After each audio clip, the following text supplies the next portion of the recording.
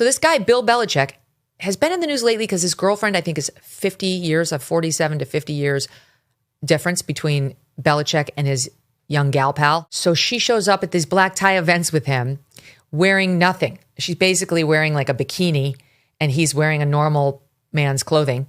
And it looks weird. Like, okay, whatever. I guess I'm not, who am I to judge? But I'm judging. I won't lie. It's weird.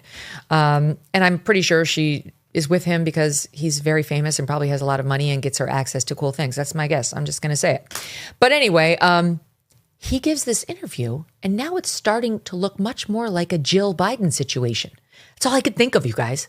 Like, she's like Dr. Jill on the sidelines calling all the shots and like trying to decide what he can answer and what he can't in this interview. And what we learned today, I'll show you the clip, but what we learned today was that it was far worse than CBS This Morning, which is like a nice program. They try to do like nice stories, would even air. The reason reportedly that they chose to air this one interruption of hers is because it was far worse than this. She was trying to dominate behind the scenes and they felt it was okay to include one of her interruptions just to give the audience, to be transparent, that they had this monster on screen left who was completely trying to control him.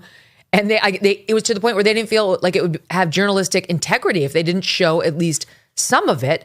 Watch this. The other change for Belichick is 24-year-old Jordan Hudson, his creative muse, as he writes in his book. Make sure that's Jordan was a constant presence during our interview. You have Jordan right over there.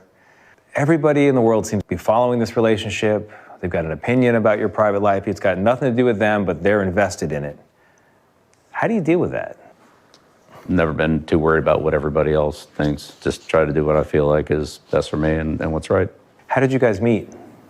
Not talking about this. No? No. It's a topic neither one of them is comfortable commenting on. What?